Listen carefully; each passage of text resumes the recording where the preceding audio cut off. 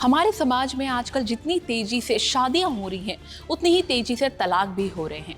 पहले तलाक का चलन इतना नहीं था और महिलाएं तमाम घरेलू हिंसा को सहन करके भी परिवार में रहती थी, क्योंकि सोच बनी हुई थी कि समाज क्या कहेगा। लेकिन बदलते वक्त के साथ सोच बदल रही है। महिलाएं अब अपने अधिकारों के प्रति सचेत हैं। नमस्कार, मैं हूं लक्ष्मी, स्वागत है आपका माय लॉर्ड में। कानून ने महिलाओं को कई तरह के अधिकार दिए हैं। उन्हीं में से एक है तलाक के बाद गुजारा भत्ते का अधिकार। आइए जानते हैं एक तलाकशुदा महिला के कानूनी रूप से गुजारे भत्ते का अधिकार, इसके तहत कितना भत्ता दिया जाता है और इससे जुड़ी शर्तें क्या हैं। तलाक के बाद हर पति या पत्नी को गुजारा भत्ता लेने का अधिकार है। हालांकि ये एक पूर्ण अधिकार नहीं है। अदालत का फैसला पति पत्नी की परिस्थिति और वित्तीय स्थिति दोनों पर निर्भर करता है। यानी अदालत ये देखती है कि पति या पत्नी की आर्थिक स्थिति कैसी है। कोड ऑफ क्रिमिनल प्रोसीजर की धारा 125 के तहत भरण पोषण से जुड़े गुजारा भत्ता अधिकार की व्यवस्था की गई है। दंड प्रक्रिया संहिता की धारा 125 के अनुसार केवल एक महिला जो अपने पति से तलाक लेती है या जिसे अपने पति द्वारा तलाक दे दिया गया हो, जिसने किसी अन्य पुरुष से दोबारा शादी नहीं की है, वह भरण पोषण पाने की हकदार है। दंड प्रक्रिया संहिता की धारा 125 के तहत निम्नलिखित व्यक्ति भरण पोषण के उत्तरदायी हैं।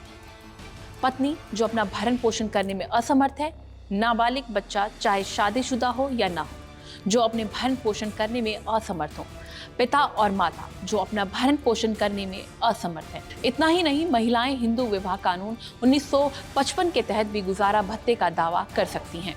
हिंदू विवाह अधिनियम की धारा 24 रखरखाव के बारे में बात करती है कि पति पत्नी अंतरिम भरण पोषण का दावा कैसे कर सकते हैं। इस प्रावधान के तहत पति और पत्नी दोनों में से कोई भी जो कि आर्थिक रूप से कमजोर है, वो भरण पोषण का दावा कर सकता है।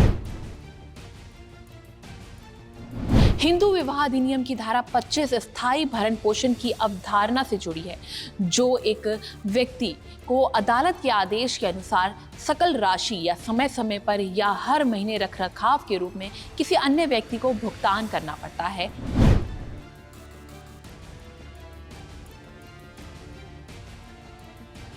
ये गुजारा भत्ता उस स्थिति में मिलता है जब तलाक नहीं हुआ हो और पति पत्नी अलग रह रहे हों। ऐसी स्थिति में यदि पत्नी या पति खुद का भरण पोषण करने में समर्थ ना हो तो सेपरेशन गुजारा भत्ता देना आवश्यक होता है।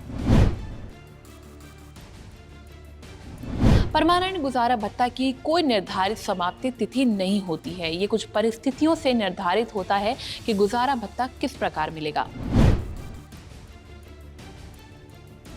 रिहैबिलिटेटिव गुजारा भत्ता की कोई भी निर्धारित समाप्ति तिथि नहीं होती, यानी इसमें ऐसी कोई निश्चित अवधि नहीं होती कि उतने दिन या उतने साल तक ही देना है। ये प्रत्येक मामले की परिस्थितियों पर निर्धारित होता है।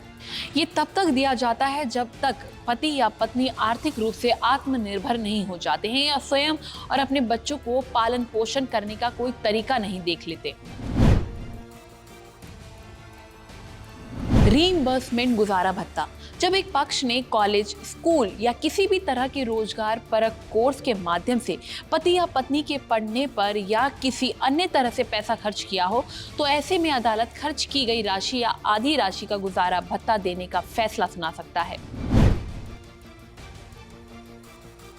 ये गुजारा भत्ता एक बार दिया जाता है। इसके तहत शादी में जमा हुई संपत्ति या अन्य संपत्ति के स्थान पर गुजारा भत्ता की पूरी रकम एक बार में मिल जाती है। सुप्रीम कोर्ट ने गुजारा भत्ता को लेकर एक फैसले की सुनवाई के दौरान महत्वपूर्ण और दूरगामी फैसला दिया था। कोर्ट ने कहा कि अगर पति शारीरिक रूप से सक्षम है तो उसे अलग रह रही पत्नी और नाबालिग बच्चों के भरण पोषण के लिए मजदूरी करके भी पैसे कमाने होंगे। सुप्रीम कोर्ट ने अपने फैसले में कहा कि सीआरपीसी की धारा 125 के तहत गुजारा भत्ता का प्रावधान सामाजिक न्याय के लिए है, जिसे खासतौर पर महिलाओं और बच्चों के संरक्षण के लिए कानून का रूप दिया गया है। ऐसे में पति अपने दायित्व से मुंह नहीं मोड़ सकता है। कानून से जुड़ी इस तरह की और भी जानकारी के लिए देखते रहिए माय लॉर्ड।